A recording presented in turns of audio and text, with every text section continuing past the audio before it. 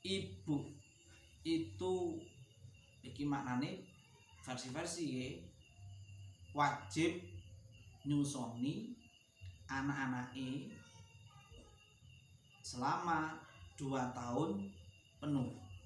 Wal walidatu yurdina auladahuna haulaini kamilain. Bagi siapa liman arada itimaroboah, ki orang tua yang menginginkan untuk menyempurnakan proses penyusuan terhadap anak. Artinya 2 tahun itu wajib. 2 tahunnya itu wajib.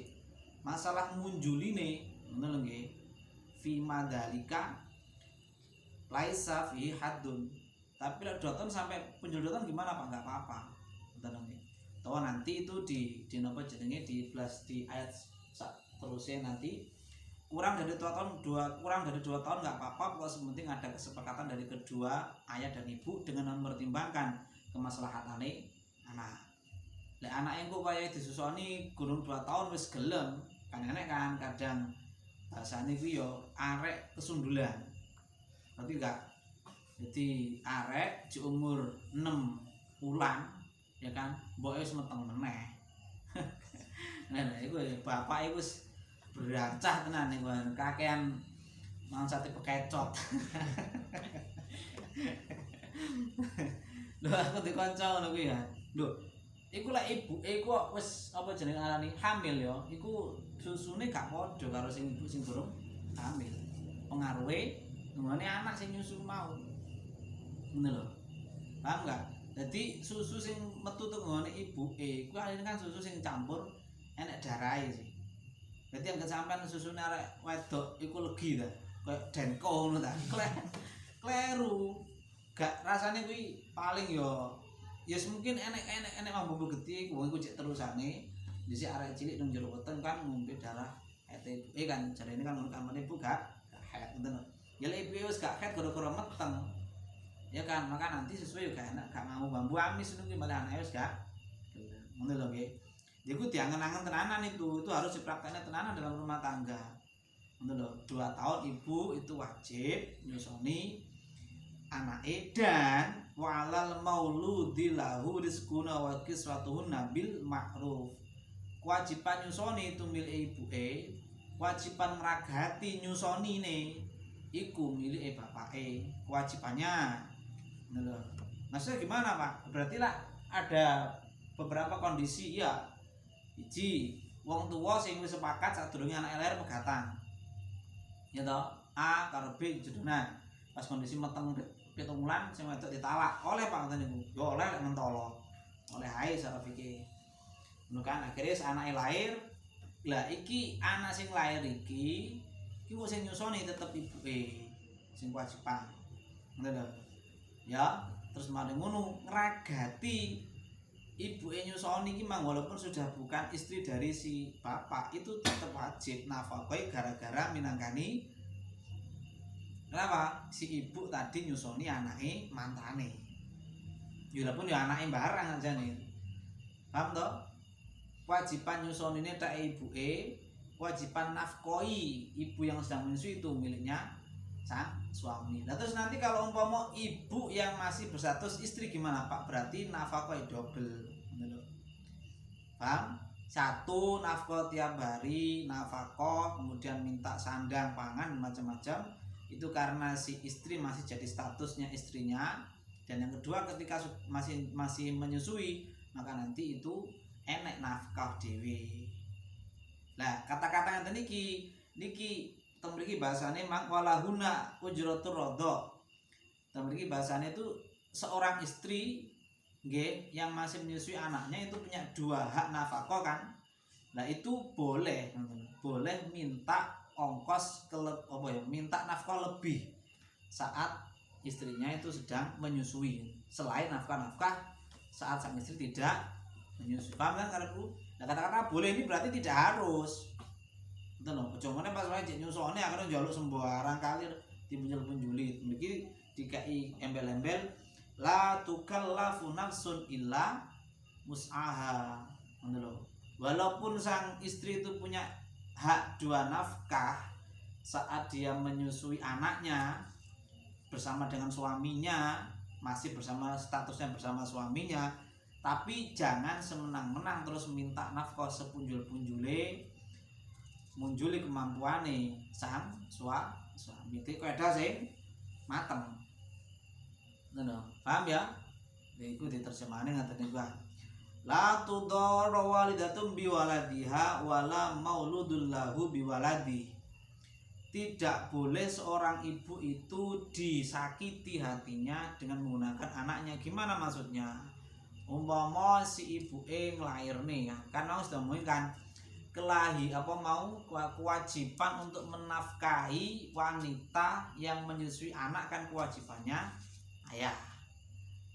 Berhubung si A sama B sepakat sebelum lahiran pegatan ya, kemudian si ibu ning nglairke, ibuke jek pengin ngemiki anake tapi karo bapake dijaluk nih tak susonan tak golekne wong wedok liya wae. Jadi istilah Arab itu biasa, kuleti nang kono nek rental perempuan nyusoni anak wong wis enek. Lan nang Jawa gak enek kaya iki. Gak tau temon aku kurang ruang. Lan nang Arab dadi anake tanggane disone anak tanggane liyane. Dadi jasa sewa menyusui anak. Ning Arab. Nah, tapi niku kudu diitung mateng, nanti kudu harus nanti ada hubungannya sama nasab itu kok. Nasab dalam arti nanti nang apa jenenge bahasane nang status napa jenenge nasab anak sing tunggal susun itu lho. Dadi wong wedok duwe anak dhewe, ya kan nyusoni anake dhewe. Kemudian wong wedok iki nyusoni anake wong liya. A anake dhewe mang A lanang, kemudian B anak wedok iki kudu ditatet iki engko. Ben gedhe aja sampai nikah, gak oleh. Walaupun tidak satu nasab, tapi tunggal susun. Ngono. Nggih, paham nggih? Dadi iku lah ngeten iki wong wedok sing jek dalam kondisi ngeten iki yo gak oleh diberi dinapa nggih dicatoni berhubung wis dudu bojone. Wis gak usah nuruti anakmu, tak gawane tak golekno wedok liya tak susunane. Iku enggak boleh. Sebaliknya juga demikian, wala mauludul lahu biwaladi. Tidak boleh sang suami itu napa nggih dihalang-halangi untuk menemui anaknya. Iki sing paling lumrah iki ngono. Mau enek kasus perceraian, ngono kan, terus anaknya cilik melu ibuke, ya kan, kemudian si ibu ngelarang anaknya gak oleh ketemu karo bapake, gitu kan. Nah itu kan ngomongnya bapake duwe sifat asih sing gedhe ngene anake lho, itu kan dia lara ati ngesakne. Jadi pertimbangan iku aja mek masalah ego, kono nglarani aku, kono megati aku, dan macam-macam aja ngono kuwi. Terutama kita pertimbangkan anak. Anak iku kon nampa wong liya dadi ibuke anyar iku ya gurung kelem. Dibalik jadi demikian anak kon nampa wong lanang liya kon dadi bapak ya gurung gak gelem. Gak semudah lapak tangan. Maka gak iso diwakili. Paham to arepku? Dadi ngeten iku mau aja sampai bapak dialang-alangi ketemu karo anake. Walaupun bapak karo ibu wis gak satu apa jenenge hubungan. Dia sudah bukan berstatus suami istri, tapi mereka punya hak untuk ketemu. Bapak ketemu anaknya, bapak ketemu ibuke, anak ketemu bapak, anak ketemu ibu, itu punya hak. Harus dipertimbangkan sakmun kok sampai gone dulu ini. Gampang ngeten niku mau kan. Paham toh karepku? Jadi itu masing diomongke teng mriku mau napa jenenge wajib masalah nafkah dan kode etike. Di masalah wong cerai dan macam-macam itu kan akeh usume ngono kuwi. Dadi yes umpama memang takdir itu membawa sampean teng urusan perceraian lah, tak muga-muga yo gak. Iku ilmu yang sudah sampean terima itu sampean laksanakan. Walaupun itu bertentangan dengan ego. Ya toh, ditinggal mantane wae dalam kondisi meteng. Terus akhirnya loro ati, terus kemudian tobat mantane pengen ketemu karo anake. Jenenge menungso lho ya. Jenenge menungso, atine menungso itu kan gak selalu elek terus, enek insafe barang. Terus gak oleh diketemuni karo anake niku ya gak boleh. Mboten angsa. Ngoten nggih. Walal warithi mithlu dzalik, iki mang gambarane ngeten. Walal warithi mithlu dzalik. Dadi gambangane ngeten. Iki kasusnya mungkin kasus longkong. Bayi nggih, bayi sing nyusu mang lho. Bayi sing nyusu sing wis lahir dalam kondisi lahir ya, dalam kondisi lahir dheke duwe bapak. Ngono nggih, duwe bapak. Kemudian ya mungkin duwe ibu barang. Ngoten sih. Iki dalam kondisi nyusu, kemudian bapak mati, berarti masih kecil anaknya. Ya toh, masih kecil. Dek kan untuk warisan dari bapak. Paham? Kita beri bahasa namanya walal warithi mitlu dalik. Anak sing cik cilik ngene iki mau, ya kan? Cik nyusu itu punya kewajiban bayari nafkahe ibuke. Dari harta warisan yang dari sang ayah. Paham toh? Walal warithi mitlu dalik, ini satu versi tafsir yang pertama. Jadi umpama ayahnya itu wafat dalam kondisi si bayi masih kecil, masih dalam kondisi menyusui, masih dalam kondisi dalam proses penyusuan. Mungkin saya dia dapat warisan akeh ke bapake. Nah, maka nanti si ibu yang nyusoni ini loh, ini untuk jatah nafkah menyusui anaknya tadi.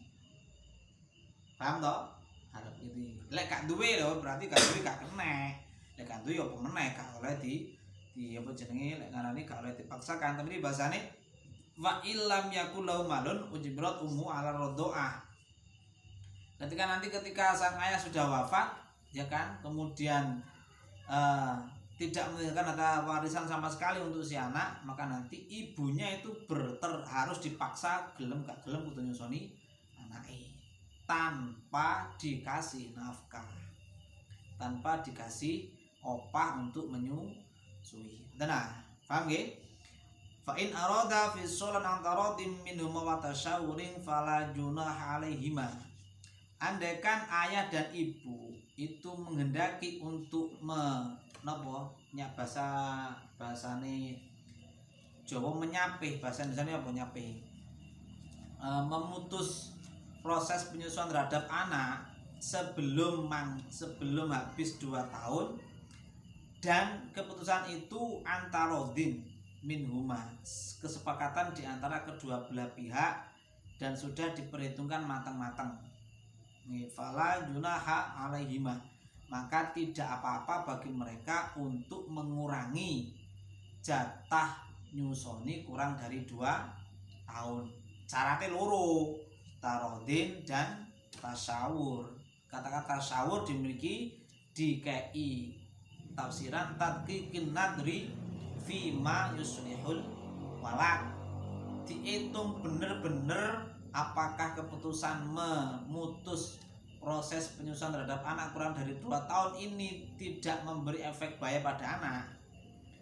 Yang jelas kuwi koyo ya kan, ya mau wis paling apik ya 2 tahun iku mau. Enggak.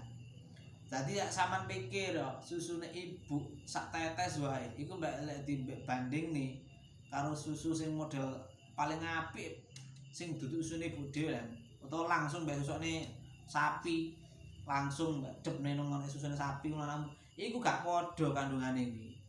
Wong anyes sampeyan mau kan, dadi kandungane susune ibu kuwi wis disetel karo Gusti Allah digawe sesuai dengan napa fisik anake. Dadi ki perkembangan anake nang otake, nang kecerdasane, nang fisik kabeh. Kena dibuktikan arek kok disusoni ibuke dhewe karo disusoni karo susu apa jenenge formula kuwi. Kuwi kesehatane, kekebalane nang pinter iku pasti beda. Ngono lho. Iku harus diitung sakmono kuwi gitu lho. Diitung sakmono kuwi aja mek langsung ya wis. Ya napa kok ngono? Wah, kok bojone lek nyusoni anak kusen kok kendor ngono ya. Gak seksi meneh lah ngono ae. Dalile ngono ae, Man. Alasane mek ngono tok ae lek. Iku berarti kan wong tuane keplek ngono berarti jenenge ngono lho. Paham to? Gara-gara ngono tok. Paham? Iku jenenge namanya kaidah selanjutnya mau fala junah alai ima utawa ketika nanti belum ganep 2 tahun tapi wah iki ngesakne anakku iki kemudian tak ngono wis ya mau wedok ya wis. Jadi itu kan miliarder lah, orang yang kuat, orang yang punya finansial kuat. Dengan dalil wa in aradtum an tastardiu auladakum fala junah alaikum idza salamtum ma ataitum bil ma'ruf. ketika kalian semuanya wahai ayah dan ibu menghendaki agar anakmu disusui oleh orang lain, bahasanya kalau ngoten, bukan disusui oleh ibunya sendiri, disusoni oleh perempuan lain, maka tidak apa-apa, tidak punya dosa. Yang paling penting haknya si anak untuk mendapat nopo susu yang berkualitas padha karo susu menungso dhewe, ya kan? Iku nanti sudah terpenuhi. Lek ngono kuwi fala junaha alaikum, tidak masalah, dengan catatan idza salamtum ma ataitum bil ma'ruf. Iki harus di napa jenenge dikai keterangan ayat niki mboten wonten syarat mutlak, mboten nggih, mboten syarat mutlak itu maksudnya ora kudu si perempuan lain yang menyusui anaknya orang lain itu harus dikai duit dhisik. Artinya apa sih? Artinya dibayar di muka. Lek dilihat dari ayatnya kan kudune ngoten. Dadi oleh nyusokne anake dhewe ngono wedok liya dengan catatan bayarannya lek delok ayate idza salamtum ataitum bil ma'ruf, sampean wis harus nguwahi bayarannya dulu. Gak tau di DP. Ngono lho. Karena kenapa? Temriki dimaknani dikai kaidah walaisa taslimul ujrati syartan li sihhatil ijarah bal litakuna al murdiatu thayyiban nafsi radiyatan. Dan ini penting sampean kei ilmu ngene calon bojone sampean ben utawa ngene bojone sampean. Wong wedok dalam kondisi ijik nyusoni anake, yo iku secara kebatinan kuwi nyambung kan. Kok mboke ruwet pikiran anake kok rewel. Sampeyan iki ngandel. Iki malah temriki bahasa temriki lapo sih kok duit kon ngene dhisik bagi perempuan lain. Padahal iku sing perempuan lain saja yang berstatus nyusoni, bukan ibu dhewe, kuwi kok pikirane ruwet, atine gak lega, atine gak tenang. Itu nanti pengaruh nggone sababan li sholahi halis sobi. Bener lho. Paham gak, Bul? Jadi wong wedok liya wae sing nyusoni arek cilik dengan kondisi kebatinannya sedang kacau, ini nanti anak yang nyusoni kuwi juga ikut apa meneh ibuke. Makanya kudu tuwa to mateng. Lho paham to? Sing dipersapne ku enek ngono lho. Ilmunya itu disiapne dulu, lek pas wayahe kadang adune rabi, apa yang dipersapne siji. Aja membahas masalah apa jenenge walimah, ayo nyewondi, nekane orkes ndi, nikane ngono ndi. Aja ngono tok dipikir. Oh, lek pas wayahe kate hubungan apa sing disiapne wiritane. Ketika nanti istrinya itu sudah hamil, apa sing kudu diwaca? Sing tirakat sapa, ya kan? Ketika nanti istri itu sudah apa jenenge melahirkan, apa wae yang harus dilaksanakan itu harus seperti kabeh, terutama urusan sing ngene iki. Tenan, paham to? Urusan-urusan iki dadi piro masa 1000 harinya anak. Awit lahir sampai 1000 anak itu kan masa penapa jenenge ngarani masa penataan otak dan liane anak itu didasari saat dia umur 1 sampai 1000 hari. Menurut calon ilmu kedokteran ngoten nah. Nggih, dari tiangan-angan dadi iku ilmune. Dadi lek sampean iki walaupun sampean rabine jek mungkin kurang suwi, mungkin mbura buka ben mungkin kuwi ora ngerti moto ayu mungkin ro. Bener kan? Iku sampean minimal kudu ngerti ilmune dan kudu di planning, ditata macam sedemikian rupa. Sampai menduwe bojo anake ngomong jelengemi HP-an, medsosan, bianting ngono ora paten bener karo anake. Pentingan medsos rata-rata ndi ngono kuwi. Anake rewel ternyata mboke ya rewel. Ngurusi apa? Ngurusi melu drama Korea wae. Wis, kudu dipraktekne wattaqullaha wa'lamu annallaha bima ta'maluna basir. Wattaqullaha wa'lamu annallaha bima ta'maluna basir. Bon, bismillahirrahmanirrahim.